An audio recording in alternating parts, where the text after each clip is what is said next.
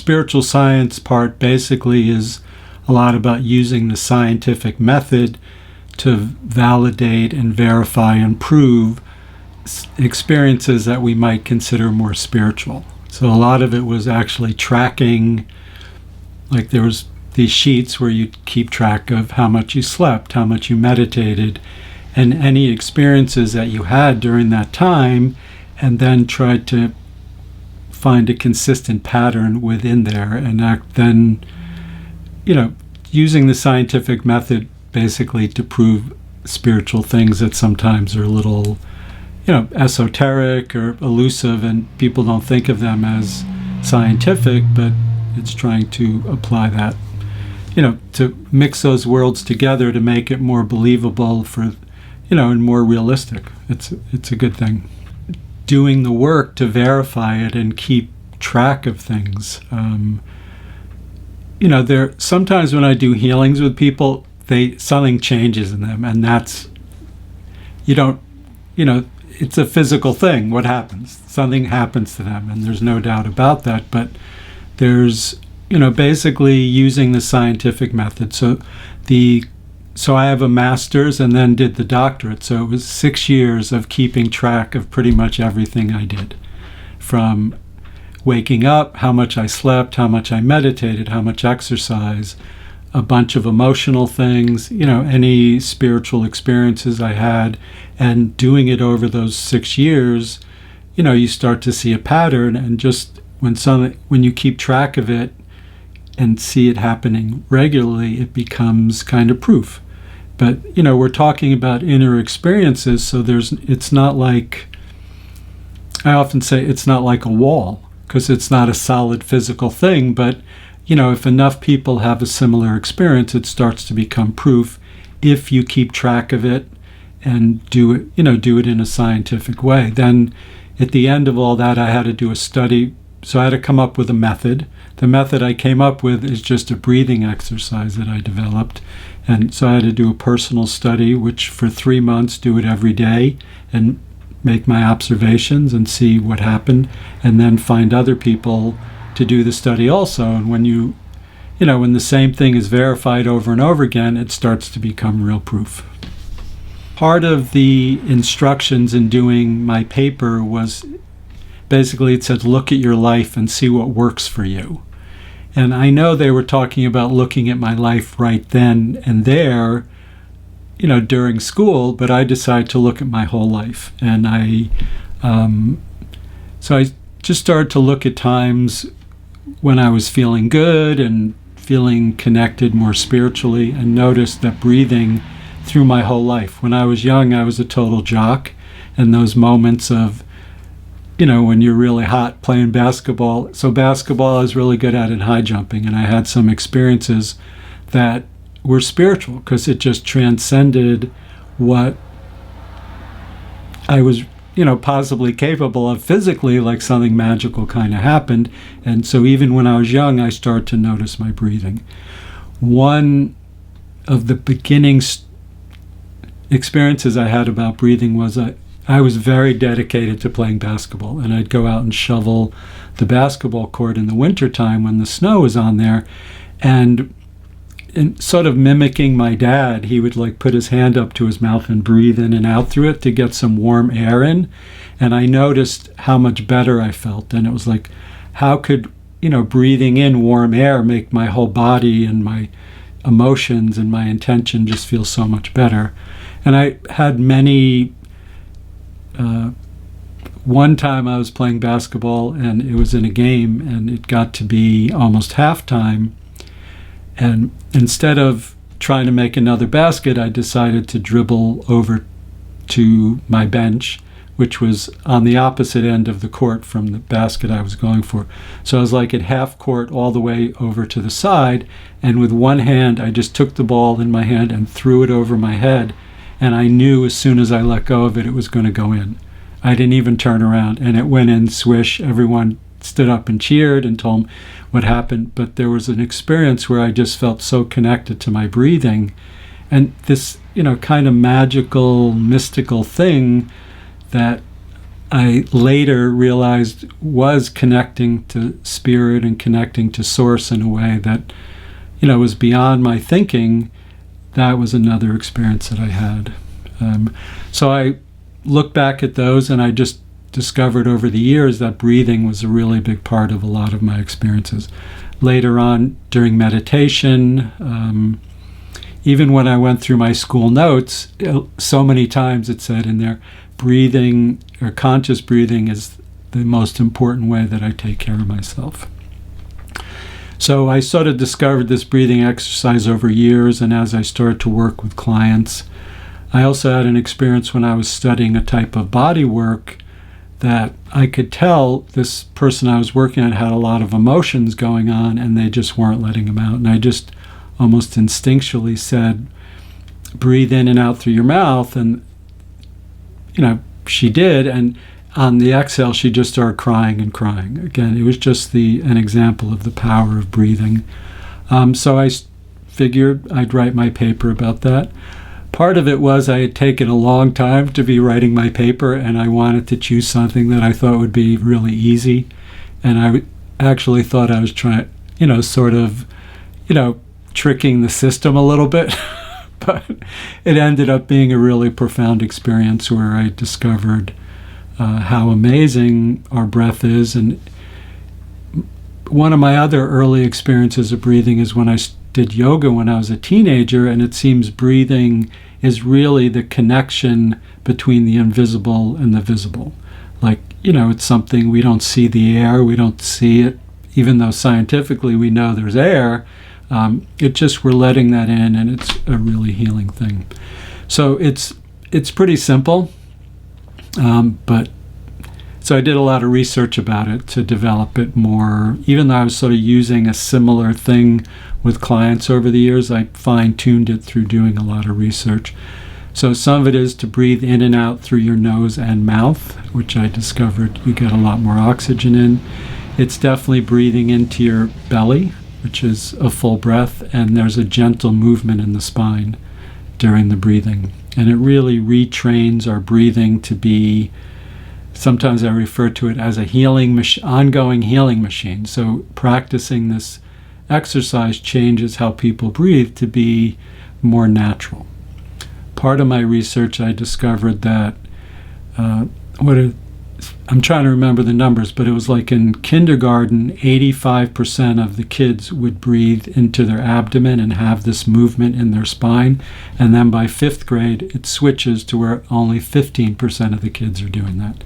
So something in our schooling, our parents telling us to behave and don't make noise and all this stuff, we start to change our breathing to not be so healthy. Right. I mean, if we try to hold our breath, well, we can't do that beyond a certain point. We'll even pass out and start to breathe. It's such a part of our system. It's pretty amazing.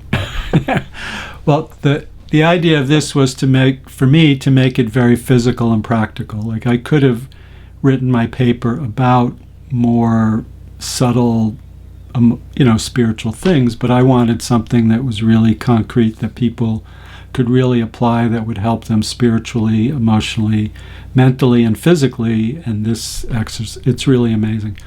My daughter sings, and she has a very good voice, but there's a difference her voice always sounds really good, but when she's breathing properly, it like fills up the room in a way that's just amazing. So that breathing, I think breathing is the most important part of singing. So there are other aspects of the schooling which were to develop different, it would be like for 1 month we would focus on what we're seeing as a way of tuning in to seeing spiritually more. And then another month would be focus on what we're hearing, again, to hear physically, but also to learn to hear better spiritually. And then there was feeling, and the same thing, to really tune into those senses and spend a month, journal writing, keeping track of what you were feeling, and make it into a scientific method to tune into things that we wouldn't think of as scientific, but it is. We can make it that way. Well, my near-death experience really was I describe it as a kick in the butt, because it was. And, after, in the same way with writing my treatise, I looked back and discovered these things about breathing through my whole life. I could look back before that time and see things that were nudging me in the spiritual direction. I also think part of it was I wasn't paying attention. That's why I needed to have my near-death experience, because it was something that was no denying it. It wasn't like, a general feeling, I should look into this kind of thing. My near-death experience happened. I drove into a tree. I was sleeping at the time, so I had gone to a party. I was drinking some. Kind of a cute story. I had drinking a little bit, and wasn't back in those days. I wouldn't have. Nowadays, I don't drink at all, actually. So it's not that. But I wouldn't encourage anyone to drink at all and drive. It was a different time where people were doing different things, and but I asked my friend to drive me home, partially because the young lady having the party, thought she was cute, and that way I could go back the next day and talk to her. But when I was actually visiting my parents. I was living in Colorado at the time and came back to New York to visit my parents.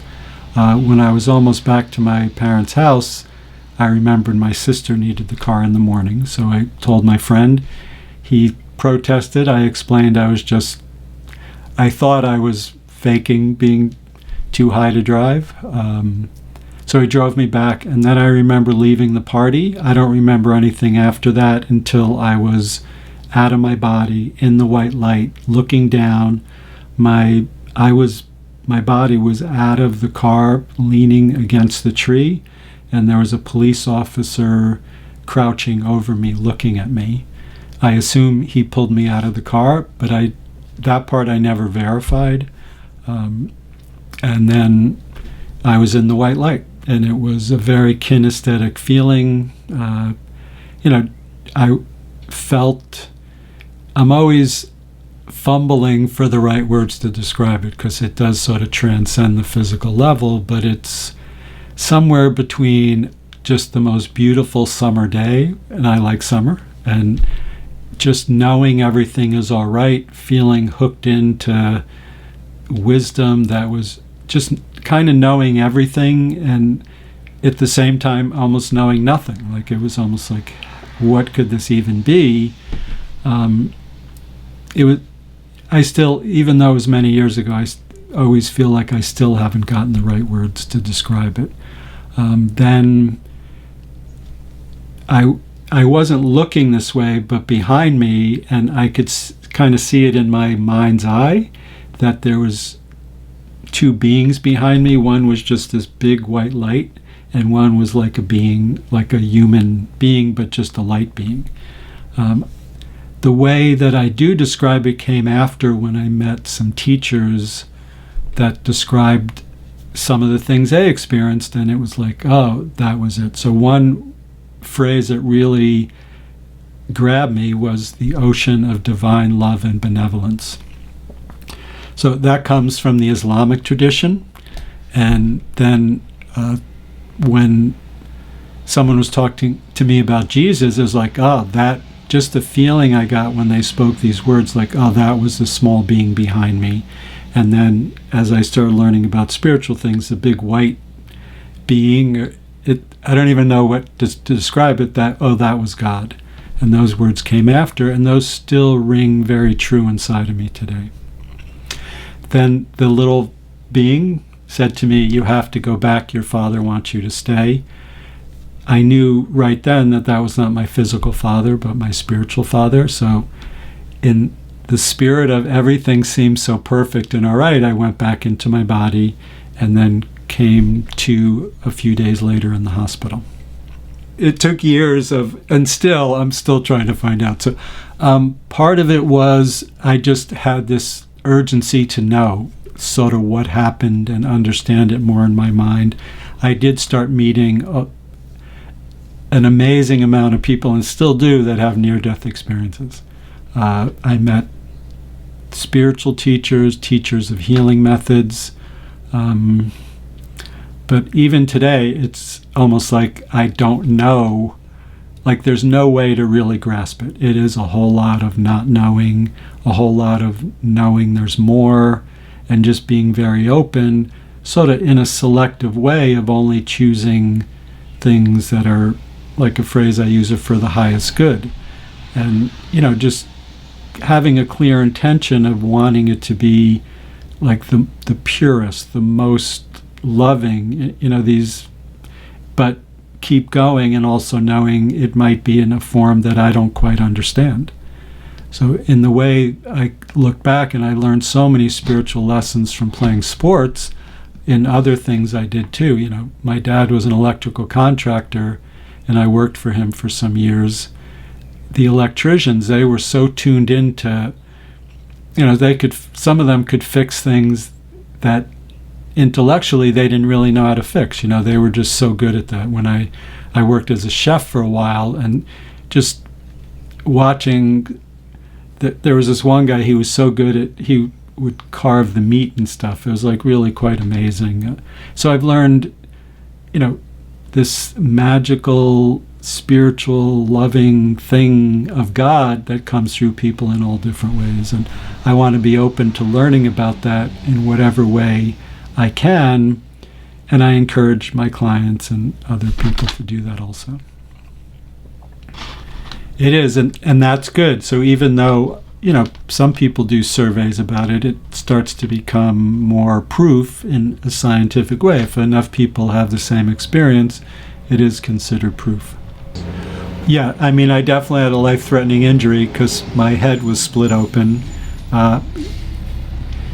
So, yes, my dad, I went back and checked with my dad, and he said, yes, when he first saw me, actually the skin on the top of my head was like pulled over to the side, and you could see inside my head. I still have a scar that goes from the corner of my eye all the way back across the top of my head to the back. It was a different time, and in those days doctors felt it was better to not tell people and family exactly what happened. Nowadays they have to, but two things I remember is the look on the neurologist's face, like almost this impish kind of look, smiling, like that he did such a good job to save me. And he said something like, you're lucky you made it. He didn't say you made it. He just said you're lucky, with the smile on his face. And then he told me I have to go back to him a number of times over the next few months to be checked. The other thing was, one of the nurses said to me, it was a close call with you. So, but I don't know if I flatlined or any of that stuff, because they didn't give that information. Like I said, I did check with my dad, and he said no, they didn't tell him anything. They just let him see me for a moment, and then they had to wait in the waiting room. I wish I could say that I really listened even then, but I didn't know what to make of it. Nowadays you could go online and find out like what might have happened, but in the beginning I didn't even have anyone to talk to about it. It almost seemed, that you shouldn't. People would think you're kind of crazy if that would happen. But I just started meeting people. I've had a few experiences where there were women I was attracted to that introduced me to teachers. My life was just sort of oomphed in that direction. I guess the first person I really met who I could say was a legitimate teacher was a Sufi sheikh. And he said, oh, you're a sensitive, he would talk about. And he liked to use that term. And most things I asked him about, he would say to me, you don't need to know that. And but he taught me a lot. I also had a very cool experience with him. One thing I noticed after my near-death experience is when I touch people, my hands became warm very quickly. I did also start to notice I knew things about people that I couldn't quite explain. But before that, I was kind of intuitive, and I sort of assumed everyone was that way. Now I know that's not true, but it really stepped up, a number of steps during my near-death experience. But with the Sufi Sheikh, I was at a class he was teaching. It was on sacred geometry, which is about healing the earth mostly, and planting in ways that help the earth energetically and stuff like that. It was a little beyond my understanding because the other people that were there had been studying it for quite a while. But I just liked being around him. He said, okay, you can come. And I was sort of acting like his assistant and, sweeping the floor, things like that. And during one of the breaks, he said, here, come into my office. He didn't have an office, but there was a little room there. He was a real jokester, let's say. And he said, give me your hands. And he put both my hands in his hands, and he squeezed, and he go, there, you got it. And I said, what do you mean? And he didn't answer me like usual. And then he said, one more thing. He took my hands again. He goes, here, now you got it. And after that, I noticed my hands became even warmer when I touched people. And I also felt something line up inside of me. It's always hard to describe, but it sort of made sense more about my being pulled towards doing healing work and stuff. And so in a certain way, he gave me this gift with a direct transmission of another step towards doing healing and learning things spiritually. So in the Islamic tradition, a sheikh is, it's not a very specific title actually, but there are, within the field of spirituality, they're the teachers, and it's a title of affection and just someone who knows. But it could be like a minister, a priest. It could be like a yogi, but they don't do yoga. Probably the biggest thing is when I just seem to have an effect on people that they get into this healing mode and things start moving inside of them. And that was even less concrete. I mean, the touching of the hands was something I could comprehend without really knowing much about it. And it, nowadays it's much more common, so I know what to do with it in my mind. It took a while to adjust to that change. I also became very sensitive to people's energy. So, and it is an ongoing process to learn how to integrate that into my life. And luckily I discovered a way to use that in a very positive way in the world. I know a lot of people who aren't as fortunate about it as I am that have a way to channel this in a way that's very apparent that it's a spiritual gift. As I said, people can sort of channel this into anything.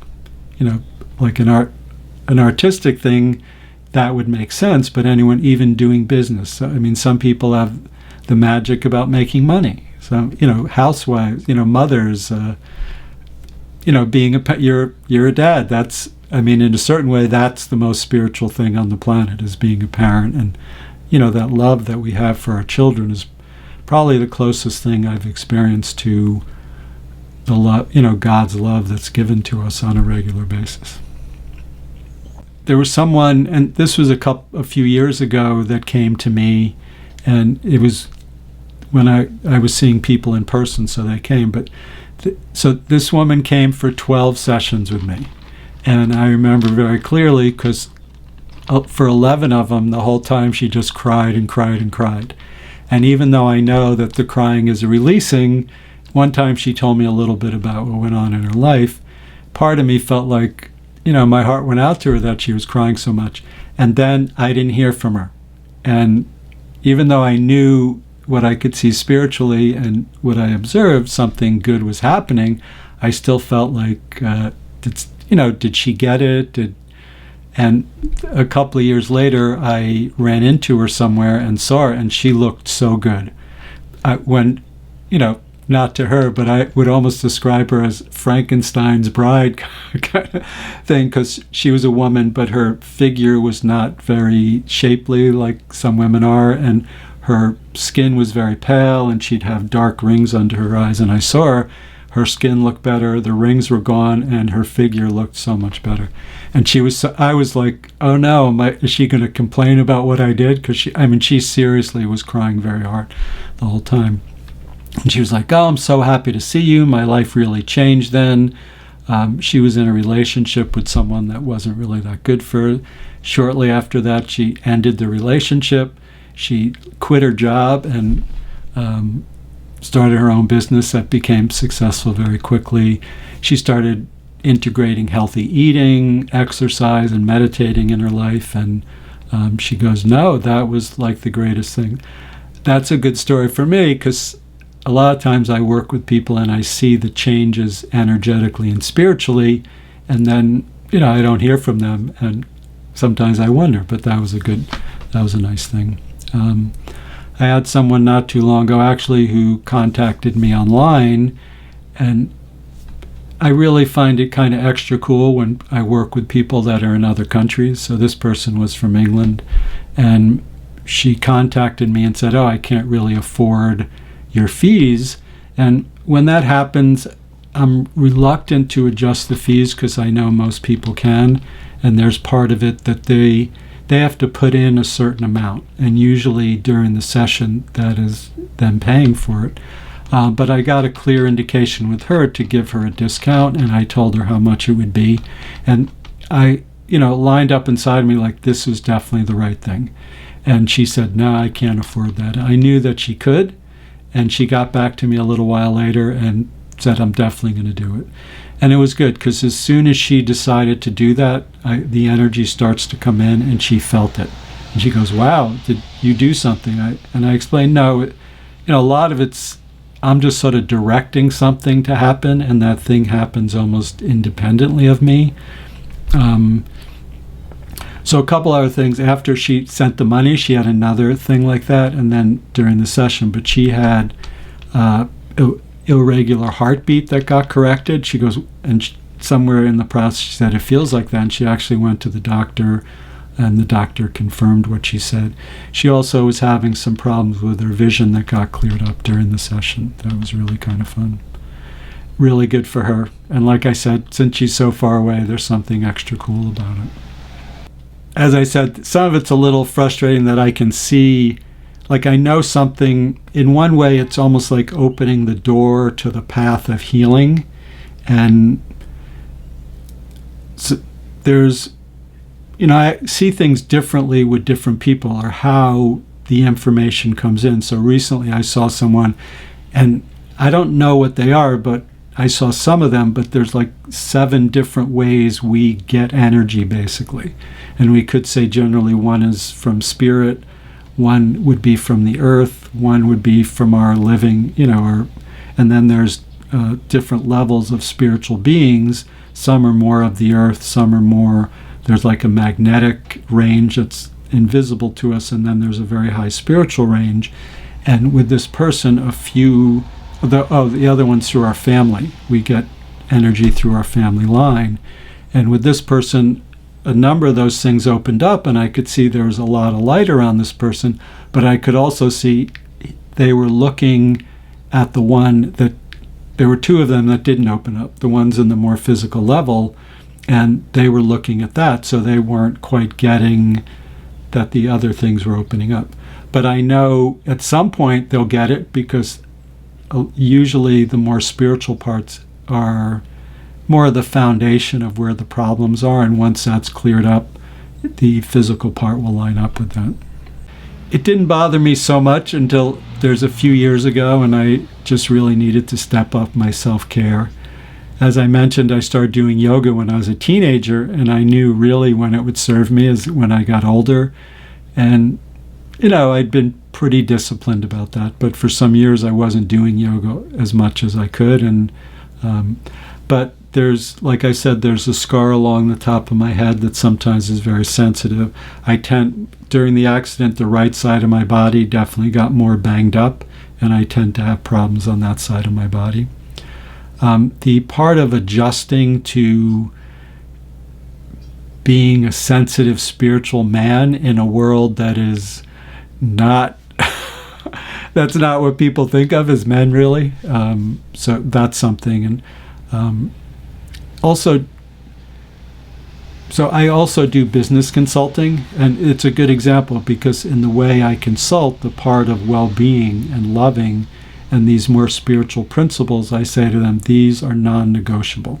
You can't, I mean, the way I do it, you can't run a business that's not considering the well-being of your employees and your clients, and that's just very important. Nowadays, it's, somewhat acceptable, partially because there's big companies, particularly Google and Nike, that really incorporate that into their, their workplace ethics. But learning to integrate that and, be able to stand in my strength and go, no, this is who I am, even though the world is trying to get you to be something else. So that, I don't know if that's quite what you're talking about, but it's, it's this ongoing process of adjusting to the world, and at the same time, no, my spiritual principles are the most important thing to me. So it's kind of a back and forth thing of finding a balance with that.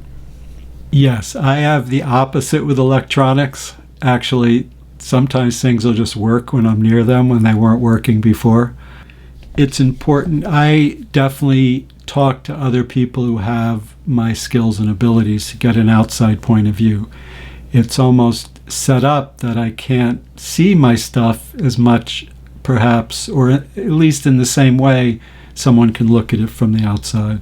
There's times I have stuff that come up inside of me, negative stuff or negative spiritual forms that are affecting me, and I know they're there and I can't get rid of them. And even if I could, it might take like 2 hours of meditating, where I know I could take care of that for someone like in 2 seconds. So I check with other people. And I think that's really important. A lot of my big growth spiritually has happened working with teachers or other healers, because they did, you can just get a perspective from the outside that's very different. But in this case, it applies because someone told me that happened because I had a past life that I was really good with electronics, and that's why I have that ability now. But so I've tried to learn to make that more practical and learn about, I do a lot of stuff making videos and computer stuff, and so I've tried to apply that natural ability into something a little more practical. Since my near-death experience, I've believed in past lives, and I get glimpses of past lives for myself and definitely for clients. I mean, there are two things. I say almost always, but always, and I just say almost because I don't like to say always, but when I'm working with people, there are negative spiritual forms affecting them, and there are past life patterns affecting what's going on. So in this case, I was talking to another practitioner who told me about that specific past life. Sometimes when I talk to practitioners, it becomes like a team effort, and I can see some, and they could help me see it more clearly. Or sometimes I'll say, I see this thing in this past life here. Can you, shed any light on it that would help me clear that pattern up? It seems as you develop more spiritually, you start to see those kind of things. I think it's really important not to get locked into anything, though. That part in the spiritual work is so important, to keep your mind really open, more than you could think. Because sometimes people say their mind is open, like that person with the 7 different sources of energy. They were saying, "Oh, I'm so open. I do all this," and they are open, but it's like, how can you be open to something that's beyond anything you ever imagined? And then it's hard, because it's, what do you do with your mind when it's something that you just couldn't even imagine? So I think that's just really important. So I do see past lives for myself sometimes. Like I said, I ask other people to help with that. When I'm working with clients, I see a lot of past lives that they're connecting to, and can help clear those patterns when it's connected to something in this life that's not quite working for them. If you could call it verification, because sometimes people come to me and they're trying to stump me, let's say, and they ask me a question, and I see a past life, and they say, "Oh yeah, someone saw the same thing." I know if I'm talking to another practitioner to look at me or to look at them, and we see the same thing, that would be some verification about that. A thing comes to mind. It's not a past life, but this woman came to me. It was just one of the really great success stories that really shows how the spiritual affects the physical. this woman came to me. She had arthritis through her whole body, where basically her whole body was hurting. And as soon as she started talking, I saw this Native American guide with her, and the Native American guide was actually standing there being kind of impatient because he wanted to help her and she wasn't allowing it. And so I said to her, I told her what I saw, and she said, "Oh yeah, someone else told me about that." And I could tell she was afraid. And I said, "You don't understand, this guide is there to help you." And she opened up, and like that, she goes, "Wow, the pain's gone." So she let, someone else had seen that Native American guide with her, but she just wasn't open to it. As soon as she was, her whole body shifted. It was very cool. It can be a thought like that. Sometimes it is, I see things in my inner vision. Sometimes it's like I see things not inside my head that look kind of opaque. Once in a while I see things and they look as solid as a physical person. Sometimes it's hearing a word, and sometimes it's just knowing, all those things. So there's two situations that come to mind. One is I saw my grandfather after he passed away in a movie theater in New York City, and I saw this guy from behind, and I thought, wow, that looks so much like my grandfather. But it was in a movie that no one in there had a suit and tie on, but he always wore a suit and tie. So I saw that, and he was very big. He was kind of had very almost a shaven head, not quite like a lot of people do nowadays. And so I walked around. When I was leaving, I walked around the front, and it was definitely him. And he looked as solid as a physical person. And recently in another interview, someone asked me, "Didn't you say hello to him or something?" I said no, and I didn't even really know what to make of it, And it's funny that I just let it go. There was one time I lived in a second-story apartment, and I went out on it. There was a little deck there, and when I came back in, this woman was sitting at the dining room table. And at first I thought it was a real woman. I thought, how do you get in here? But then, when I tuned into my senses, I realized, but this was a beautiful woman in this flowing gown who looked as solid as a physical person. But this was a negative form, and I started to feel that, so I just asked for the light. The Christ energy is what sort of gives us authority over these things, so I asked for that to come in, and the being knew that she needed to leave. Before my NDE, I was not thinking spiritual things at all. So it was one of the first things I learned when I met the Sufi Sheikh, and I do a very similar meditation to what he taught me still, and I've learned basically the same meditation from other people from different traditions. So it is probably the most important thing people can do. I would say that, and checking with other, with teachers or healers or things that you really trust to get an outside perspective. Even doing meditation, one of the pitfalls or whatever is like when you have a really nice experience spiritually and it feels really good in a certain way, you want to have that same experience. And then it's possible it gets to where you're almost making up that experience just because it was so nice. You want to remember to keep going and going. And a lot of times with that, it's good to get an outside perspective. Another downside thing is sometimes when you're going to a higher level, that part is kind of hard, and it's not like this pleasant feel-good thing. Like your emotions come up that are blocking you. Your mind comes in and almost tries to stop you, and you have to be very determined, really focused, and stick with it. Sometimes meditating, like yesterday, I did a good job, but I kept getting distracted, and I had to say to myself, no, keep your eyes closed. And sit there and be.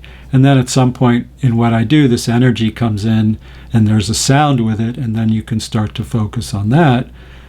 And you almost have to add in with your imagination things you can see in your inner vision, because we're very visual people, and the visions we have from our daily life sometimes will distract us. So with the sound and the feeling of the energy is very strong, but our mind can get distracted. So I use, there are certain scenes I have of being in a mystical school with teachers that I've experienced, and I use my imagination to connect to those things, and then it just helps keep all of me in that direction. It's called the sound current. Really, it has some variations in there, but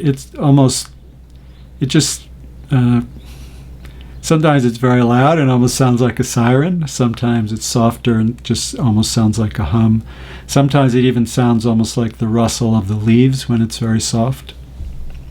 The part of it is generally we perceive the more positive things on the right side. So there are just some guidelines to help make sure you're tuning into positive things. Part of it is in the sound. What I do is I try to go into the center of the sound, and this energy comes in like you're describing. And sometimes it's really quite intense, and it takes a certain focus and commitment to stay in that. And when it's interesting, there's also the part where I'm always trying to, then I'll first connect to it outside of my body, and then I'm trying to open up in my third eye or my heart center to let it into my body more. And from day to day, there's different success with that. Sometimes it just comes in and my whole body becomes tingly right away. And usually that happens to a certain extent. Sometimes it's funny because sometimes I need to get a little distracted, like something out in the world will distract me. And then all of a sudden when I check back in, my whole body's filled with that energy. So there's a combination of choosing into that and allowing it, and realizing I don't really know how to do it, so my mind doesn't get in the way too much. It's an interesting balance how to do it. But yes, there's this very intense energy that sometimes I feel it. I'm 66, I have some aches and pains in my body. Sometimes it gets rid of those aches and pains. It's also that energy when I'm working on healing people, sometimes that's what I use. There's a few different types of energy. So the Kundalini energy would be more physical, and then, so I guess we could divide it into, there's physical, there's what be like a magnetic, and then there's the spiritual.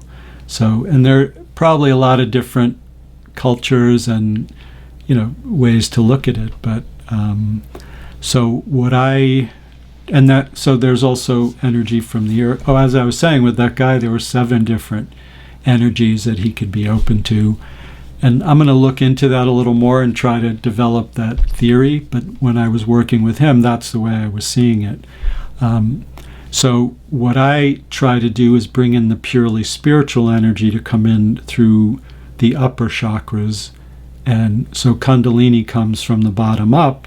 And they're just different types of energy, and I think it's best to try to utilize all of these, in a way of the part of our intention of doing good and doing no harm, to me, is just so important. Because it's very tempting, because some of these energies are so strong, like to, let our resentment or our ego get involved. And we do need our ego, but it's just really important to keep our intention clear to do good. It's very important. There's so much, and it's, I know there's part of when I'm meditating in the beginning, it's kind of dreamy, and I'm seeing all these things, and I try not to try to figure out what it is, but I'm assuming they're from past lives and stuff clearing. And then sometimes there's these majestic visions that, are otherworldly, and it's good. It's nice to have those things because you get a nice experience, and it sort of validates the process in a really great way. Yes, I'm laughing because sometimes it is like that, and you have to almost push it to open up and practice. And we have so much stuff. I really like to connect into my heart center, but that's more of a feeling thing. And then in the third eye, it is definitely good to see things. And then then when we're not connecting to it so much, it's like, oh, I want that, So you just have to be a little careful with that. It again, I think it's more like an intention that something miraculous will happen without trying to keep it pinned down to us, what we experienced before. So it's more like, well, I want that and more. Leave it open to something even greater to happen. And I think that's very important. I work, a lot of times people come to me and they want to connect with past loved ones, and I can see they're just looking within a certain range, and that's why they're not seeing them. And sometimes I can get people to open up and do that, and sometimes I can just tell them what I see, and still they're very almost stubborn in a way. They just want to look at what, something in their past has said, well, just look within this range. And I try to say, it is almost like, well, you're looking over to the left and your loved one's over to the right. If you could just look there and feel it. I did have a nice thing happen a couple of weeks ago where someone did that, and their past loved one, well, it was actually their past loved one and an angel together reached and touched her heart, and she felt it. And he goes, whoa, I just felt something. And she said, that's almost kind of weird. I don't know what it is. And I tried to explain. So I'm good at talking people into how to open things up. I had a client, it's been a couple of years since I've actually talked to her, but almost like once a month for quite a long time, she would have a session with me. And I could tell she wasn't getting this like, aha, this feels so great, wonderful thing. And I even said to her, are you feeling what's going on? She goes, not really. And I even said, well, why are you talking to me? She goes, I just have a feeling it's a good thing. And I became determined right then to figure out her way of, usually I know intuitively how to talk to people, and it could have something to do with their religious or spiritual beliefs. In this woman's case, it actually had to do with quantum physics. And I like quantum physics, so that was not a problem for me, but it was interesting to see. And as soon as I figured out exactly the words to say to her, a lot of times what I know what's going on with the other person is it happens to me or in my area. So my room filled up with purple light, and she said, and I could see spiritually that her room filled up with purple light too, and she saw it. She goes, whoa, the purple light just came in, and it was really cool. I say, talk about that, because it seemed like that's what she needed to get from me, because then I didn't hear from her anymore after that. It was just a way for her to get to that place to see the spiritual stuff. So, in one way, quantum physics is is a scientific way of explaining how the universe is connected, and some of the spiritual principles that we, the spiritual experiences we have can be explained a lot in quantum physics, because it is explaining how the subatomic particles react. And they know in quantum physics that if humans are looking at something, they'll act differently than if we're not. And in one way, we can never really know, because we can only observe them through the way we're observing. In the way we do double-blind studies for medicine, because even if the person, for the control group and the group that's getting the medication, they don't know who's getting the medication and who doesn't. And they discovered even if the person giving them the medication knows, it affects the outcome. So they have to have a third person who tells this person, give this to this person. So our thinking and the way our energy affects what happens, they're trying to remove that as much as possible. So in quantum physics, that's what a lot of the experiments are about, is how to observe subatomic particles without human interfering with it, basically. So it's kind of cool. I don't remember the name of the book, but something that had a big effect on me was someone proposed, and I sort of agree. Some people don't, because I said, I don't know who, someone that I know who's very smart, actually an MD, I said, somehow the subatomic particles know that we're watching them. And she said, no, they don't know anything. And it might have just been a cute way to say that, how are we interfering with them? But I can't remember the name of the book, but it was something, it said, think about it, it's possible the subatomic particles are not moving unless we are observing them. And in one way, there's no way to know that, because no matter how, whatever fancy devices people come up with to try to observe the subatomic particles without our energy affecting them, we don't know, because we're observing them. And it was like, to me, like, wow, that is really a profound statement of how important it is to be clear inside of yourself and keep your intention clear towards loving in the best that you can. I mean, we're all people. I know I get angry sometimes, get sad, all these things, but always with the intention of moving into my loving, because it does affect the world and it affects people on that subatomic level.